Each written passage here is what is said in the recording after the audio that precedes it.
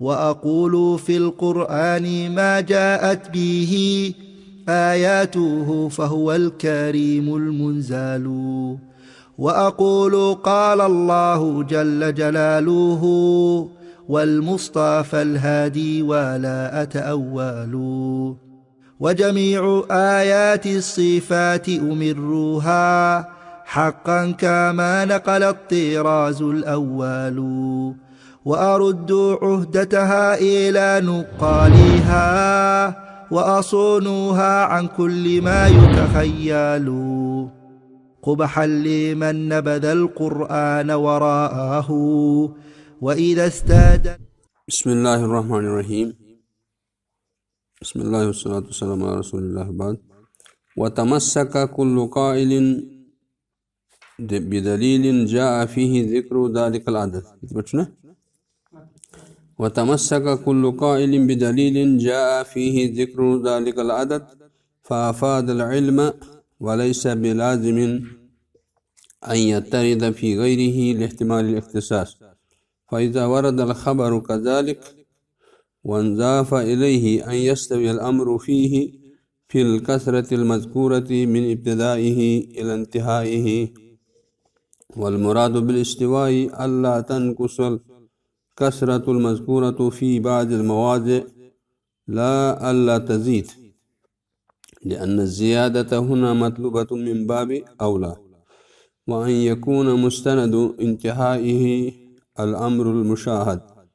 أو المسموع لا ما ثبت بقضية العقل الصرف. وتمسك كل قائل، گزشتہ سطور میں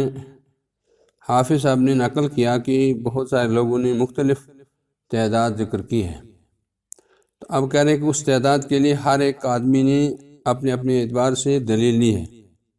جس نے کہا 4، کسی نے کہا 5، کسی نے کہا 7، کسی نے کہا 10، کسی نے کہا 12. تو اس طرح سے جو ہے ہر ایک نے اپنے حساب سے دلیل لی ہے، جو دلیلیں دوسری جگہوں پر دوسرے مسائل میں موجود ہیں. تو کہتے ہیں وتمسک کل قائل، ہر قائل یعنی کہنے والے نے دلیل لی ہے، یہ دلیل کسی دلیل سے تمسک کیا ہے، کسی دلیل سے یہ مسئلہ لیا ہے، یہ تعداد لی ہے. جاء فیہ ذکر ذالک العدد، اس عدد کا ذکر جس میں آیا ہے، یعنی اس دلیل میں اس طرح کے عدد کا ذکر آیا ہے تو اس نے وہاں سے وہ عدد کا سلسلہ لے لیا. پھر فافاد العلم، تو پھر یہ علم کا فائدہ دے، یعنی ایک تو یہ ہے کہ تعداد، پھر اس کے بعد وہ علم کا فائدہ بھی دے. وَلَيْسَ بِلَازِمٍ أَن يَتَّرِدَ فِي غَيْرِهِ لِاحْتِمَالِ الاختصاص، کہہ رہے ہیں کہ یہ لازم نہیں ہے کہ وہ تعداد یا وہ دلیل جو دوسری جگہ پر دوسری چیز کے لیے ہے، وہ احتمال اختصاص کی وجہ سے اس دلیل کا اس مسئلے کے ساتھ خاص ہونے کے احتمال کی وجہ سے دوسرے میں بھی وہ درست ہو جائے، دوسرے میں بھی درست ہو. یعنی جس میں وہ عدد آیا ہے وہ اسی کے لیے خاص ہے، دوسرے کے لیے ہم اس کو استعمال کیوں کریں گے؟ لہذا وہ درست دوسری چیز کے لیے، دوسرے مسئلے کے لیے درست نہیں ہے. اس لیے کہ جس نے کہا کہ 4 ہونے چاہیے تو اس نے سمجھ لیجیے شہود الزنا سے دلیل لی ہے کہ جس طرح سے شریعت اسلامیہ نے بدکاری کے لیے اگر کسی آدمی نے گناہ کا ارتکاب کیا، زنا کیا، تو اس کے لیے دلیل جو ہے 4 گواہ ہونے چاہیے، تب جا کر اس پر حد لگے گی. تو یہ اس کے لیے خاص ہے، تو اس کو ہم یہاں پر فٹ کر دیں، یہاں پر جو اس کو لگا دیں، تو وہ صحیح درست نہیں ہے. تو اختصاص کی وجہ سے، اختصاص کے احتمال کی وجہ سے وہ دوسرے میں درست ہو جائے، ایسا ضروری نہیں ہے. تو اس طرح سے جو ہے 4 کا عدد، پھر 5 کا عدد لیان سے اس نے لیا، 7 کا عدد اس نے، جس نے 7 کا کہا اس نے 7 آسمانوں سے لیا یا 7 برجوں سے لیا، اس طرح سے الگ الگ. تو وہ اس کے لیے ہے خاص، وہ ضروری نہیں کہ وہ دوسرے مسئلے میں بھی کام آئے. تو اس طرح سے کہنے کا مطلب یہ ہے کہ وہ اسی مسئلے کے لیے خاص ہے، اس میں وہ عدد ذکر کرنا صحیح درست نہیں ہے. اس لیے حافظ صاحب نے کہا کہ یہ تعداد یہ درست نہیں ہے. فلا مان لتعین عدد، لہذا ہم عدد کو متعین نہیں کریں گے، اور یہی صحیح اور راجح قول ہے. اور ان دلائل کا جنہوں نے ذکر کیا ہے تو یہ دلائل اس کے لیے ہیں نہ کہ اس کے لیے، اس لیے انہیں رد کر دیا. فَإِذَا وَرَدَ الْخَبَرُ كَذَلِكَ وَانْضَافَ إِلَيْهِ أَنْ يَسْتَوِي الْأَمْرُ فِيهِ، اور جب خبر وارد ہو جائے، خبر آ جائے، اسی طرح سے اور اس کے ساتھ ساتھ ایک اور معاملہ ہو، وہ یہ کہ اس کے ساتھ یہ معاملہ بھی ملایا جائے، ان یستوی الامر فیہ، کہ معاملہ اس میں برابر برابر ہو، یعنی ہر طبقے میں وہ کثرت مذکور ہو، جو کثرت مذکورہ ہے، جو تعداد متعین کی ہے کہ وہ اس میں برابر ہو، یہ بھی اس کے ساتھ اگر مل جائے، من ابتدائی الی انتہائی، شروع سے آخر تک جو کثرت کے لیے، جمع غفیر کے لیے تعداد ہے، اعداد و شمار ہے، وہ برابر برابر ہونا چاہیے۔ تو اس طرح سے یہ انہوں نے کہا کہ لیکن کہہ رہے ہیں کہ یہ استوا سے مراد جو ہے ایک ہی تعداد نہیں ہے، استوا سے مراد ہے کہ جو کثرت مطلوب ہے، جس کثرت سے انسان کا دل مطمئن ہے، تو وہ کثرت شروع سے آخر تک ہونی چاہیے۔ کہیں ایسا نہ ہو کہ کسی طبقے میں وہ کثرت کم ہو جائے اور کم ہو کر کے پھر وہ ممکن بن جائے اور یقین کا فائدہ نہ دے، اس طرح سے ہے۔ والمراد بالاستواء، استوا کیا کریں کہ اس سے کیا مراد ہے ہماری؟ اس سے مراد ہے اللہ تنقص الکثرۃ المذکورہ، کہ جس کثرت سے انسان کا دل مطمئن ہوتا ہے اور پتہ چلے گا کہ اس کثرت سے ہم یہ کہہ سکتے ہیں کہ یہ حدیث متواتر ہے، وہ حدیث یا وہ کثرت کم نہیں ہونی چاہیے، وہ کثرت کسی جگہ کم نہ ہو، بلکہ اگر زیادہ ہوگی تو اچھی بات ہے۔ لہذا استوا سے مراد ہے کہ وہ کثرت کم نہیں ہونی چاہیے، زیادہ ہونی چاہیے، تو اس میں زیادہ ہونا مطلوب ہے۔ فالمراد بالاستواء اللہ تنقص الکثرۃ المذکورہ، استوا سے مراد ہے کہ کثرہ مذکورہ کم نہ ہو، وہ زیادہ تعداد جتنی بھی ہو وہ کم نہ ہو، فی بعض المواضع، بعض جگہوں میں، کسی طبقے میں اگر کم ہو جائے تو وہ ٹھیک نہیں ہے۔ اس معاملے میں وہ مسئلہ یہ ہے کہ وہ کثرت مذکورہ برابر ہونی چاہیے ہر طبقے میں۔ لا اللہ تزید، نہ یہ کہ وہ زیادہ نہ ہو، نہیں، زیادہ ہونا تو مطلوب ہے، زیادہ ہو تو اچھی بات ہے، لیکن کم نہیں ہونی چاہیے۔ قد لا اللہ تزید اذ زیادت ہونا مطلوبۃ من باب اولا، یہاں پر زیادتی مطلوب ہی ہے، اگر کسی طبقے میں راوی کی تعداد اور بڑھ گئی تو اور اچھی بات ہے، لیکن کم نہیں ہونی چاہیے۔ وَأَن يَكُونَ مُسْتَنَدُ انتہائِهِ الْأَمْرَ الْمُشَاهَدُ أَوْ الْمَسْمُوعُ، اور یہ کہ اس کا جو آخری سند کا ٹکڑا ہے، آخری سند کا طبقہ ہے، وہ ایسا ہو کہ جس میں امر مشاہد ہو، یعنی وہ سارے لوگ یہ کہیں گے کہ ہم نے دیکھا ہے، یا یہ کہیں گے کہ ہم نے سنا ہے۔ تو امر مشاہد کا مطلب یہ ہے کہ انہوں نے امر مشاہد کو بیان کیا ہے، امر مشاہد کو نقل کیا ہے۔ وہ سارے لوگ کہتے ہیں کہ ہم نے رسول اللہ صلی اللہ علیہ وسلم کو ایسا کرتے ہوئے دیکھا ہے، یا وہ کہیں گے اگر صحابی کا ہوگا پھر وہ کہیں گے، سارے تابعی کہیں گے ہم نے صحابی کو ایسا کرتے ہوئے دیکھا ہے، یا وہ سارے لوگ کہیں گے ہم نے صحابی کو ایسا کہتے ہوئے سنا ہے، یا ہم نے رسول اللہ صلی اللہ علیہ وسلم کو کہتے ہوئے سنا ہے۔ اگر مرفوع حدیث ہے تو پھر رسول اللہ صلی اللہ علیہ وسلم کا امر مشاہد آئے گا یا امر مسموع آئے گا، یا اگر ایسا نہیں ہے تو پھر صحابی تابعین کا آئے گا اور صحابہ کے بارے میں اس طرح سے وہ کہیں گے۔ تو وہ سارے لوگ کہتے ہیں، اگر وہ 15 بھی ہوں، 20 ہوں، 30 بھی ہوں، وہ سارے کے سارے لوگ کہیں گے ہم نے دیکھا ہے، یا یہ کہیں گے کہ ہم نے سنا ہے۔ تو یہ امر مشاہد جو ہے، مشاہدہ کرنا، یہ حصی معاملہ ہے، اور بعض جگہوں میں آئے گا کہ مستند و انتہائی الحس، یعنی حس والا معاملہ ہو، یعنی امر مشاہد ہو، دیکھا جائے، معاملہ معائنہ کیا ہوا ہو، اور یا معاملہ مسموع ہو، یعنی جس کو سنا گیا ہو۔ تو سارے لوگ کہتے ہیں کہ ہم نے سنا ہے، یا سارے لوگ کہیں گے ہم نے دیکھا ہے، تو اس کو کہتے ہیں امر مشاہد یا امر مسموع، اور یا یہ کہیں گے کہ امر آخری والا جو طبقہ ہے وہ سب یہ کہے گا کہ ہم نے دیکھا یا ہم نے سنا ہے۔ لا ما ثبت بقضیۃ العقل الصرف، نہ یہ کہ وہ عقل کے قضیے سے ثابت کریں گے، عقل کے قضیے کے ثابت ہو، نہ ایسا نہیں۔ فَإِذَا جَمَعَ هَذِهِ الشُّرُوطَ الْأَرْبَعَةَ وَهِيَ عَدْدٌ كَثِيرٌ أَحَالَتِ الْعَادَةُ تَوَاطُؤَهُمْ وَتَوَافُقَهُمْ عَلَى الْكَذِبِ رَوَوْا ذَلِكَ عَنْ مِثْلِهِمْ مِنَ الْابْتِدَاءِ إِلَى الْانتِهَاءِ وَكَانَ مُسْتَنَدُ انتِهَائِهِمُ الْحِسُّ، جس میں یہ 4 شرطیں جمع ہو جائیں۔ فَإِذَا جَمَعَ هَذِهِ الشُّرُوطَ الْأَرْبَعَةَ، جس حدیث نے ان 4 شرطوں کو جمع کیا، یعنی جس حدیث میں یہ 4 شرطیں پائی جائیں، وہ کیا ہیں 4 شرط؟ نمبر 1 وہی عدد کثیر، بہت بڑی تعداد ہو، اور وہ اتنی تعداد ہو، احالت العادت تواطؤہم وتوافقہم علی الکذب، اتنی بڑی تعداد ہو کہ عادتاً یا فی الاغلب، اکثر جو ایسا ہوتا ہے کہ اتنے لوگوں کی تعداد، اتنے لوگوں کا توافق، اتنے لوگوں کا کی ایک دوسرے کی موافقت اور مطابقت، یہ جھوٹ پر ان کا اتفاق ہونا محال ہو، ناممکن ہو، بعید از قیاس ہو، اور وہ تعداد بھی رو ذالک عن مثلہم من ابتداء الی الانتہاء، اور یہ تعداد، اتنی تعداد شروع سے آخر تک ہو، اتنی تعداد شروع سے آخر تک ہو، جس سے یہ سمجھا جائے کہ عادتاً محال ہے اتنے لوگوں کا جھوٹ پر جمع ہونا، یہ ناممکن ہے۔ تو یہ ساری چیزیں ہوں۔ وَكَانَ مُسْتَنَدُ انتہائِهِمْ الْإِسْمِ، اور ان کا آخری معاملہ جو ہے، آخری جو جہاں پر سند ختم ہوتی ہے، تو آخری والے طبقے، آخری طبقہ کہے گا کہ وہ حصی معاملہ ہے، وہ یہ ہوگا کہ امر مشاہد یا امر مسموع، وہ سارے لوگ اس بات کی گواہی دیں کہ ہم نے اس کا معائنہ کیا ہے، ہم نے دیکھا ہے، یا یہ کہیں کہ ہم نے سنا ہے۔ تو اس طرح سے یہ چار شرطیں ہو گئی۔ ایک ہو گیا عدد کثیر، دوسرا ہے کہ یہ عدد کثیر شروع سے لے کر آخر تک، تیسرا ہے کہ وہ عدد کثیر اتنی ہونی چاہیے کہ عادتاً اتنے لوگوں کا جھوٹ پر متفق ہونا محال نظر آ جائے، اور پھر یہ معاملہ آخری والا جو ہے وہ امر حصی ہونا چاہیے، اس کا آخری والا معاملہ، آخری والے طبقے کا معاملہ حصی ہونا چاہیے، کہ وہ سارے لوگ اس بات کی گواہی دیں کہ ہم نے دیکھا ہے یا ہم نے سنا ہے۔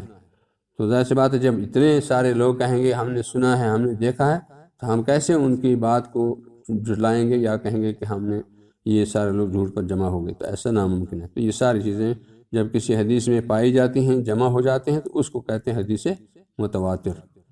وانضاف الی ذلک، اس کے ساتھ اور مل جائے گا، یہ بات اور مل جائے گی، ان یصحب خبرہم افادۃ العلم، یہ ہے کہ ان کی خبر مل جائے افادت علم کے، یعنی علم کا فائدہ دینا بھی اس میں شامل ہو جائے۔ اتنی تعداد ہے، اتنا سلسلہ چل رہا ہے، تو ایسی صورت میں ظاہر سی بات ہے کہ سامع کو، سننے والے کو علم کا فائدہ تو مل ہی جائے گا، یعنی وہ خبر علم کا فائدہ دینے والی ہو۔ تو ایسا اگر اتنی تعداد ہے تو یقین وہ خبر فائدہ دینے والی ہوگی ہی۔ فہذا هو المتواتر، یہ متواتر ہے، اس کو کہتے ہیں متواتر۔ تو متواتر کی یہ شروط ہیں اور یہ تعریف بتائی کہ اس طرح سے یہ متواتر کی تعداد جو ہے روات کی، وہ ہم متعین نہیں کریں گے، اس کی تعداد متعین نہ کرنا ہی زیادہ بہتر اور اولا ہے۔ پھر ہے وانضاف الی ذلک یصحب خبرہم افاض العلم لسامہ فہذا هو المتواتر۔ تو یہاں پر تک جو ہے یہ متواتر کی بحث ختم ہو رہی ہے۔ پھر آگے کہہ رہے ہیں اسی کے بارے میں تھوڑا سا، وما تخلفت افادۃ العلم عنہ، اگر افادہ علم، اگر علم کا فائدہ نہ ملے، علم کے فائدے سے کوئی کسی وجہ سے یہ حدیث جو پیچھے رہ جائے کہ علم کا فائدہ نہ دے، کان مشہور فقط، اس صورت میں پھر اس کو متواتر نہیں کہا جائے گا، اس کو مشہور ہی کہا جائے گا، جب وہ علم کا فائدہ دینے سے رہ جائے۔ فَكُلُّ متواتر مشہور من غیر عکس، تو پھر کہہ رہے ہیں کہ ہر متواتر مشہور ہے من غیر عکس، اس کے عکس جو ہے نہیں کہا جا سکتا، یعنی ہر مشہور کو ہم متواتر نہیں کہہ سکتے، لیکن ہر متواتر مشہور ہی ہے، اس لیے کہ متواتر مشہور جو ہو جاتی ہے پھر جا کر کے اس کو مشہور متواتر بولتے ہیں۔ تو اس اعتبار سے وہ کہہ رہے ہیں کہ ہر متواتر مشہور کہہ سکتے، ہر متواتر مشہور ہو سکتی ہے، لیکن ہر مشہور متواتر نہیں ہو سکتی۔ وقد یقال، اور کبھی کہا جا سکتا ہے، کبھی اس طرح بھی کہا جاتا ہے، ان شروط الاربعہ اذا حصلت استلزمت حصول العلم، یہ اس طرح بھی کہا جاتا ہے کہ جب چار شرطیں کسی حدیث کے اندر جمع ہو جائیں، جب یہ چار شرطیں کسی حدیث کے اندر جمع ہو جائیں تو وہ علم کا حصول تو لازمی بن جائے گا، علم کا حصول تو لازم بن جاتا ہے، وہ تو علم کے حصول کو لازم بنا دیتا ہے، یعنی اس سے علم کا فائدہ تو مل ہی جائے گا۔ وَهُوَ كَذَلِكَ فِي الْغَالِبِ، حافظ صاحب کہتے ہیں ایسا ہی ہے وہ، لیکن غالب، یعنی اکثر ایسا ہی ہے، اکثر ایسا ہی ہوتا ہے، اور کبھی کبھی جو ہے ممکن ہے یہ ایسا ہو جائے کہ یہ شرطیں پائی جائیں گی لیکن علم کا فائدہ حاصل نہ ہو۔ لیکن قد تتخلف عن البعض لمانین، لیکن کبھی کبھی یہ معاملہ کسی بعض چیزوں کی وجہ سے، کسی معنی کی وجہ سے ایسا یہ پیچھے رہ جائے گا، یعنی وہ متواتر کا فائدہ، علم کا فائدہ نہیں دے گی۔ تو لیکن کہتے ہیں کہ یہ ایسا کبھی ہو سکتا ہے، کسی وقت جو ہو سکتا ہے، قد تتخلف، کبھی وہ پیچھے رہ سکتی ہے حدیث متواتر ہونے سے، کسی معنی کی وجہ سے، کوئی سبب، کوئی علت آ گئی جس کی وجہ سے وہ اس تک نہیں پہنچ پاتی ہے اور وہ علم کا فائدہ نہیں دیتی ہے، کبھی ایسا بھی ہو سکتا ہے۔ وقد وضح بہذا تقریر، اس تقریر سے، اس وضاحت سے یہ واضح ہو گیا کہ تعریف متواتر کی متواتر کی تعریف کیا ہے۔ وخلافہ قد یرد، متواتر کی تعریف یہاں تک ہوگی۔ اس کے بعد کہتے ہیں وخلافہ قد یرد، اور کبھی کبھی اس کے خلاف بھی وارد ہوتا ہے، کبھی اس کے خلاف بھی وارد ہوگا کہ بلا حصر ایضاً، یعنی تعداد تو معلوم نہیں ہے، تعداد کے بغیر ہی ہے، راوی روات کی تعداد اتنی ہے کہ اس کا حصار کرنا، شمار کرنا ممکن نہیں ہے۔ کبھی ایسا بھی ہوگا، لیکن پھر اس کے باوجود بھی دوسری بعض شرطیں کم ہو جائیں گی یا بعض شرطیں مفقود ہو جائیں گی، نایاب ہوں گی، تو ان شرطوں کے نایاب ہونے کی وجہ سے وہ حدیث پھر متواتر نہیں ہوگی، یہ کہہ رہے ہیں۔ لیکن مع فقد بعض الشروط، لیکن بعض شروط کے فقد کی وجہ سے، بعض شروط کے نایاب ہونے کی وجہ سے یا بعض شروط کے فقدان کی وجہ سے اس کے ساتھ جو ہے وہ کیا ہو جائے گی، پھر وہ متواتر سے نکل کر کے وہ متواتر سے نیچے والے درجے تک آ جائے گی۔ تو اس طرح سے کبھی کبھی ہوگا۔ تو ظاہر سی بات ہے اہل علم سے واقف ہیں، وہ جانتے ہیں، لیکن اس کے لیے بہت زیادہ علم جو جارحین اور معدلین ہی اس بات کو، اس کا ادراک کر سکتے ہیں۔ تو حافظ صاحب نے یہ تھوڑی سی بات بیچ میں کہہ دی۔ یہاں تک ہو گیا متواتر کا۔ اب کرے او مع حسن بما فوق الاثنین، اس سے پہلے تھا متواتر کا معاملہ کہ عدد کثیر، بہت زیادہ لوگ آئیں گے، ہم ان کی تعداد متعین نہیں کریں گے، لیکن اب کہہ رہے ہیں کہ اب یہ ہے کہ ہم تعداد متعین کریں گے، ہم تعداد متعین کریں گے، تو لیکن تعداد کتنی ہے اس کی ہم تعین کریں گے پھر۔ او مع حسن بما فوق الاثنین، یا تو تعداد کے ساتھ حدیث آئے گی، یعنی روات اس کے اندر پائے جائیں گے، اور ان روات کا حصار ممکن ہے، ان کا شمار ممکن ہے، اس کو ہم شمار کر لیں گے، بما فوق الاثنین، لیکن دو سے زیادہ، دو سے زیادہ، اس کا مطلب ہے دو سے زیادہ ہوگا تین، یا تین اور تین سے زیادہ، جتنی بھی تعداد ہوگی ہم اس کی تعداد جانتے ہیں، اور جب جانتے ہیں تو ایسی صورت میں پھر وہ حدیث متواتر نہیں بلکہ احاد ہوگی۔ تو کہہ رہے ہیں کہ او ما حسن بما فوق الاثنین، دو سے زیادہ راویوں کے ذریعے سے، دو سے زیادہ راویوں کے ساتھ، حصار کے ساتھ، یعنی تعداد کے ساتھ وہ حدیث آ جائے گی۔ اے بثلاثۃ فصاعدا، یعنی تین یا تین سے زیادہ، تین یا تین سے زیادہ روات ہر طبقے میں آ جائیں تو ہم اس کو حدیث مشہور کہیں گے، نہ کہ حدیث متواتر۔ ما لم یجمع شروط المتواتر، جب تک نہ اس کے اندر شروط کی ساری متواتر کی ساری شرطیں، متواتر کی ساری شرطیں جمع ہو جائیں تو تب تک وہ احاد رہے گی، اور اس کو ہم کہیں گے مشہور، اس کو مشہور کہتے ہیں جس میں تعداد متعین ہو۔ او بہما، یا ایسا ہوگا کہ وہ حدیث آ جائے گی اس میں روات کی تعداد دو ہوگی، کم سے کم تعداد کسی طبقے میں دو ہی ہوگی۔ اے بسنین فقط، یعنی کسی طبقے میں راویوں کی تعداد دو ہی ہے، دو کے ذریعے سے وہ حدیث مروی ہے۔ او بواحد، یا ایک ہی کے ذریعے سے، یعنی ایک ہی تعداد متعین ہے، تو اس طرح سے ایک اور پھر دو، پھر دو سے زیادہ، تو اس طرح سے یہ تین قسمیں یہاں سے نکل آئیں، مشہور، عزیز اور غریب، مشہور، عزیز اور غریب۔ وفی واحد فقط، یا یہ ہے کہ راوی ایک ہی آیا کسی طبقے میں حدیث میں، اس میں دوسرا کوئی راوی نہیں ہے، وہ ایک ہی ہے۔ تو کہتے ہیں والمراد بقولنا، اور ہمارے اس قول سے مراد ان یرد بسنین اللہ یرد باقل منہما، کہ ہمارا یہ کہنا کہ وہ دو آدمیوں سے وارد ہو جائے، وہ دو آدمیوں کے ذریعے سے حدیث ہم تک پہنچے، اس کا معنی یہ ہے کہ دو سے کم، اللہ یرد باقل منہما، یعنی ان دو راویوں سے کم تعداد کے ذریعے سے ہم تک نہ آئے، یعنی وہ حدیث دو سے کم اس میں تعداد نہ پائی جائے، تو یہ بھی ایک سلسلہ ہے۔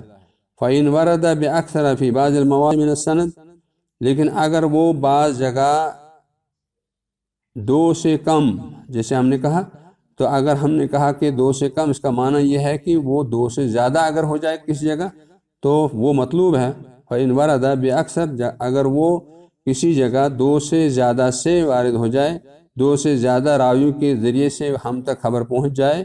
آ جائے، بِبَعْضِ الْمَوَاضِعِ، بعض صنعتوں میں، بعض طبقات میں، من السند الواحد، ایک ہی سند میں، لا یضر، اس سے کوئی نقصان نہیں ہوگا بلکہ فائدہ ہی ہوگا، اس سے کوئی نقصان نہیں ہوگا، اس لیے کہ اذ الاقل فی ھذا العلم، اس لیے کہ اس علم میں عقل یعنی کم تعداد وہ فیصلہ کرتی ہے، یقضی الاکثر، اکثریت پر اس کا فائدہ ہے۔ آپ نے اس سے پہلے سنا ہوگا کہ فقہ میں یہ ہے کہ الحکم للاکثر، حکم ہوتا ہے عام طور اکثر کے لیے، وہاں جمہور کی رائے لی جاتی ہے، اکثر اہل علم کا معاملہ لیا جاتا ہے، اسی کو کہا جاتا ہے کہ راجح ہے، حالانکہ کوئی قاعدہ کلیہ بھی نہیں ہے، یہ فقہ کے معاملے میں ہے، لیکن یہاں پر جو ہے علم مسئلہ میں یہاں کم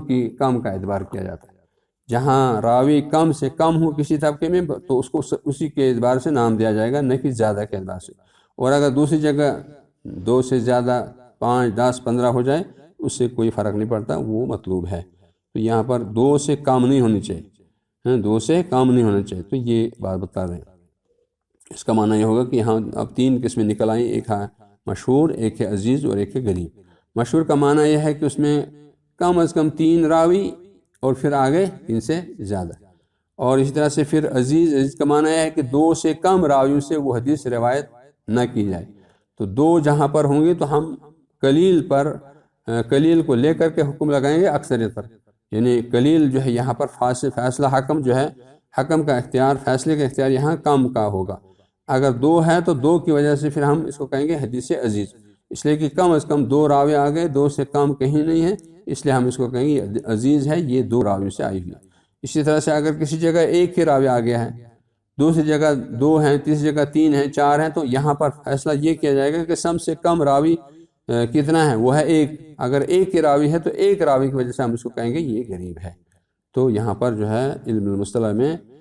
کم کا اعتبار کیا جاتا ہے، اور کم کا فیصلہ دوسرے لوگوں پر کیا جاتا ہے۔ تو اس طرح سے جو ہے حدیث مشہور ہو گئی، عزیز ہو گئی اور غریب ہو گئی، اور اگر تعداد متعین نہیں ہے تو پھر ہو گئی متواتر، اگر تعداد متعین ہے تو پھر احاد ہے، پھر احاد کی 3 قسمیں ہیں، مشہور، عزیز اور غریب۔ مشہور وہ ہے کہ جس کی تعداد عربی کے اعتبار سے، جو کہ عربی کے اعتبار سے جمع 3 ہوتا ہے، تو لہٰذا اس میں جمع ہونی چاہیے، وہ ہے 3 کم سے کم، اور 3 سے دوسری جگہ اگر 3 سے زیادہ بھی ہوگا تو 3 کا حکم لگایا جائے گا کہ یہ مشہور ہے۔ اسی طرح سے 2 کی وجہ سے حکم لگایا جائے گا کہ عزیز ہے، اور 1 کی وجہ سے یہ حکم لگایا جائے گا کہ یہ غریب ہے۔ اس طرح سے یہ 3 اس میں 3 قسمیں ہیں، اور ان 3 قسموں کو خبر احاد بولتے ہیں۔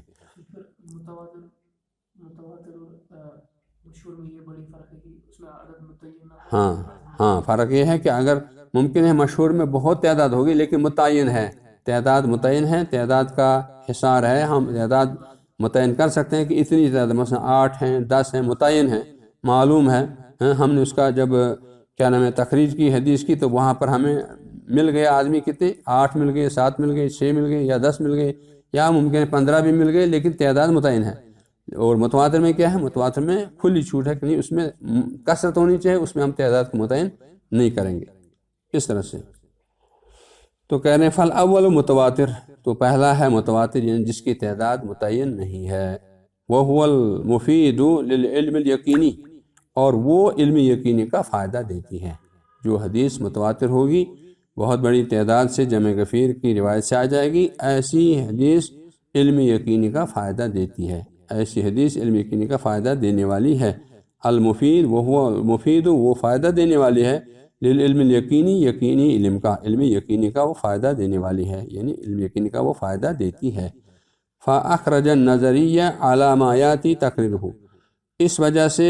علم نظری کو نکال دیں گے۔ جب ہم نے کہا کہ علم یقینی کا فائدہ دینے والے کون حدیث ہے، حدیث متواتر، تو جب ہم کہیں گے علم یقینی تو اس سے جو ہے نظری نکل گیا۔ فاخرج النظریہ علی ما یاتی تقریرہ، جو تقریر آ رہی ہے، جو وضاحت آ رہی ہے، اس وضاحت کے مطابق نظری جو ہے اس سے نکل جائے گا کہ نہیں، فائدہ دینے والی ہے وہ علم یقینی کا فائدہ دینے والی ہے، نہ کہ علم نظری کا۔ لہذا جو کوئی کہے گا کہ متواتر صرف علم نظری کا فائدہ دیتی ہے، ان کا کہنا درست نہیں ہوگا۔ فاخرج النظریہ علی ما یاتی تقریرہ بشروط حلت تقدم، ان شروط کے ذریعے سے جو شرطیں اس سے پہلے گزر چکی ہیں، یعنی جو متواتر کی شرطیں ہیں، وہ شرطیں جب پائی جائیں گی تو اس سے کیا ہوگا، اس سے علم یقینی کا فائدہ ہوگا، علم ضروری کا فائدہ ہوگا۔ اس سے ہمیں یقین کی حد تک علم ہو جاتا ہے کہ اتنے لوگ جب کہہ رہے ہیں تو یقین کرنا ضروری ہے، ہے نا، یقین جو ہے ضروری بن گیا ہے، تو یہ علم یقینی کا فائدہ دیتی ہے، اس لیے کہ اتنے لوگوں کا جمع ہونا، اتنے لوگوں کا روایت کرنا اس بات کا گماز ہے کہ یہ لوگ جھوٹ نہیں بول سکتے۔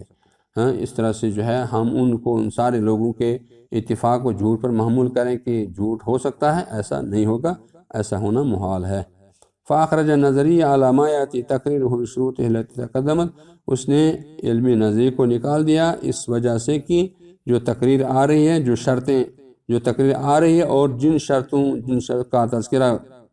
بیچ گزشتہ اوراق میں ہو چکا ہے، ان شرطوں کی روشنی میں ہم کہہ سکتے ہیں کہ متواتر علم یقینی کا فائدہ دیتی ہے، نہ کہ علم نظری کا، تو علم نظری سے نکل گیا۔ والیقین هو الاعتقاد الجازم المطابق، اور یقین کیا ہے؟ وہ ہے ایک ایسا اعتقاد جو پختہ ہو، جازم پختہ ہو، راسخ ہو، مضبوط ہو، اور وہ واقع کے مطابق، الموافق مطابق، وہ واقع کے مطابق ہو، جو واقعہ تقاضا کر رہا ہے اس تقاضے کے مطابق۔ وَهَذَا هُوَ الْمُعْتَمَد، یہی معتمد تعریف ہے، یہی راجح تعریف ہے ایک یقین کی۔ یقین اسی کو کہتے ہیں الاعتقاد الجازم المطابق، تو یہی اصل تعریف ہے، راجح تعریف ہے، قابل اعتماد تعریف یہی ہے کہ یقین کہتے ہیں اعتقاد جازم اور مطابق کو۔ پھر کیا ہے کہ ان الخبر المتواتر، کہ خبر متواتر یفید العلم ضروری، وہ علم ضروری کا فائدہ دیتی ہے، خبر متواتر علم ضروری کا فائدہ دیتی ہے۔ وَهُوَ الَّذِي يَضْطَرُّ الْإِنسَانُ إِلَيْهِ بِحَيْثُ لَا يُمْكِنُهُ دَفْعُهُ، علم ضروری یا علم یقینی کہیے، علم ضروری اور یقینی ایک ہی بات ہے۔ وَهُوَ الَّذِي يَضْطَرُّ الْإِنسَانُ، وہ ہے کہ جس کی طرف انسان محتاج ہے، جس کا انسان ضرورت مند ہے، بِحَيْثُ لَا يُمْكِنُ دَفْعُهُ، کہ اس اعتبار سے کہ اس کا دفع کرنا، اب اس کو دل سے ہٹانا، اس کو زائل کرنا ممکن ہی نہیں ہے۔ خبر متواتر سے جو فائدہ ملا ہے ہمیں، جو یقین کا فائدہ ملا ہے، علم یقینی حاصل ہوا ہے، اس کا معنی یہ ہے کہ وہ علم یقینی کا فائدہ دیتی ہے، اور اس سے ہم اس یقین کو زائل نہیں کر سکتے، ہمیں اس کی وجہ سے اب شک میں پڑھنے کی ضرورت نہیں ہے، نہ شک میں پڑھ سکتے۔ یہ انسان جو ہے جب یقین ہو گیا، پھر اس یقین کو ہٹانا یہ ناممکن ہے۔ لا يمكنه دفع، اس کا دفع کرنا، اس کا زائل کرنا یہ ممکن نہیں ہے۔ وقیل، اور یہ بھی کہا گیا، لا يفید العلم الا نظریا، بعض لوگوں نے یہ کہا کہ متواتر علم کا فائدہ دیتی ہے، علم کا فائدہ دیتی ہے، لیکن کون سا علم؟ یعنی وہ لا يفید العلم، نہیں علم کا فائدہ دیتی الا مگر نظری کا، یعنی وہ کہتے ہیں کہ علم نظری کا فائدہ دیتی ہے۔ کون؟ حدیث متواتر صرف علم نظری کا فائدہ دیتی ہے، لیکن حافظ صاحب نے رد کر دیا، کہا وَلَيْسَ بِشَيْءٍ، یہ کوئی قول ہے ہی نہیں، اس کی کوئی اہمیت ہے ہی نہیں، متواتر تو علم یقینی کا فائدہ دیتی ہے، نہ کہ علم نظری کا۔ علم نظری کا معنی ہے کہ ہم اس کو دیکھیں گے، تلاش کریں گے، تو یہ متواتر جو ہے اس کو تلاش کرنے کی ضرورت ہی نہیں، اس لیے کہ اس کو اتنے لوگوں نے روایت کیا ہے، اتنے لوگوں نے بتایا ہے کہ ہم ان کے اس بتانے کو جھوٹ ثابت نہیں کر سکتے، لہٰذا یہ بات غلط ہے کہ علم حدیث متواتر علم نظری کا فائدہ دے صرف، یہ بات صحیح نہیں ہے، وَلَيْسَ بِشَيْءٍ، یہ کوئی چیز ہے ہی نہیں، یہ غلط بات ہے۔ لِأَنَّ الْعِلْمَ بِالْمُتَوَاتِرِ، اس لیے کہ متواتر کے ذریعے سے جو علم حاصل ہوتا ہے، حاصل، علم کے متواتر کے ذریعے سے جو علم حاصل ہوا وہ کیا ہے؟ وہ ہے، کہتے ہیں کہ لمن لیس لہ اہلیت النظر کالعامی، وہ اس آدمی کو بھی حاصل ہو جاتا ہے جس کو دیکھنے کی، تحقیق کرنے کی، مطالعہ کرنے کی صلاحیت ہی نہیں ہے۔ لہذا اگر ہم کہیں گے متواتر کے ذریعے سے علم نظری کا فائدہ ملتا ہے، اس کا معنی یہ ہے کہ علم نظری کو اس کو دیکھنا ہے، پہلے کتابوں میں تلاش کرنا ہے، وہاں تحقیق کرنی ہے، جب تحقیق اور تدقیق کے بعد پتہ چلے گا تب جا کر۔ لیکن یہ متواتر کا معاملہ تو ایسا ہے کہ یہ عام آدمی کو بھی اس کا فائدہ مل جاتا ہے، عام آدمی بھی جب سنتا ہے کہ اتنے لوگوں نے کہا، اتنے لوگوں نے کہا، وہ بھی یقین کر لیتا ہے۔ لہذا اگر ہم کہیں گے کہ علم نظری کا ہی فائدہ دیتے، پھر ان سارے لوگوں کو کتابیں دیکھنی ہیں، مطالعہ کرنا ہے، وہاں تحقیق کرنی ہے، تب جا کر کے ان کو کچھ علم حاصل ہوگا۔ تو حافظ صاحب نے اس پر رد کیا جن لوگوں نے کہا کہ علم متواتر سے یا حدیث متواتر سے صرف علم نظری کا فائدہ ملتا ہے۔ تو اس لیے جو ہے ہم کہیں گے کہ علم نظری کا فائدہ نہیں بلکہ متواتر سے علم یقینی کا فائدہ ملتا ہے، اور یہ عام آدمی کو بھی حاصل ہو ہی جاتا ہے۔ لأن العلم بالتواتر یا بالمتواتر حاصل لمن له اہلیت النظر، یعنی یہ اس آدمی کو بھی حاصل ہو جاتا ہے جس کو نظر کی اہلیت نہیں ہے اور نظر کے معنی، نظر کی اہلیت کا معنی یہ ہے کہ اس کو پڑھنے کی صلاحیت نہیں ہے، وہ پڑھنا نہیں ہے۔ یہ کل عامی، جیسے عام آدمی کو کیا کرنا پڑھنا ہے، تو اس کا مطلب ہے کہ وہ سنتا ہے، دیکھتا ہے، اور لوگوں کو دیکھ کر کے جو ہے وہ کہتا ہے کہ یہ بہت سارے لوگوں نے اس کو بیان کیا، لہٰذا اس سارے لوگوں کے بیان کو ہم غلط نہیں کہہ سکتے، غلط نہیں ٹھہرا سکتے۔ کلامی اذ نظر ترتیب امور معلومہ، اس لیے کہ نظر کیا ہے، نظر ہے امور معلومہ کو ترتیب دینا، جو معاملات موجود ہیں، علم موجود ہے، کتابیں ہیں، لہذا امور معلومہ کو، جو معلوم شدہ چیزیں ہیں، ان امور کو مرتب کرنا، اور اس مرتب ترتیب کی وجہ سے وہ دیکھیں گے ہم کہ وہ کس لیول کا ہے اور وہ کیا فائدہ دے سکتی ہے۔ او مظنونۃ یتوسل بها الی علوم او ظنون، یا وہ ایسے معاملات ہیں جن کا گمان کیا گیا ہے کہ ایسا ہے، اور اس گمان کے بعد یا ان معلومات کے بعد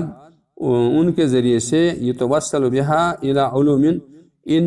معاملات کی وجہ سے، اس تحقیق کی وجہ سے ہم علوم تک یا ظنون تک پہنچ سکتے ہیں، جہاں ہمیں علم کا فائدہ ملے گا یا جہاں ہمیں ظن کا فائدہ مل سکتا ہے۔